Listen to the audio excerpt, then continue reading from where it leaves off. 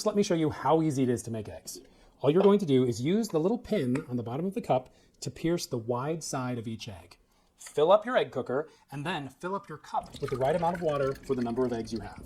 Then you just pour the water right onto the heating plate, put the lid on, and turn the machine on.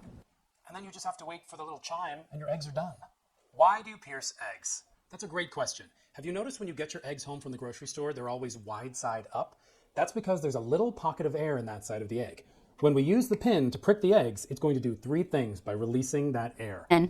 Drive-thrus in the frozen food aisle offer easy breakfast sandwiches, but those can have questionable ingredients, so you're never quite sure what you're getting. Now, with the Duo Breakfast Sandwich Maker, you can make 2 of your favorite sandwiches with your own fresh ingredients at home even faster. It's great for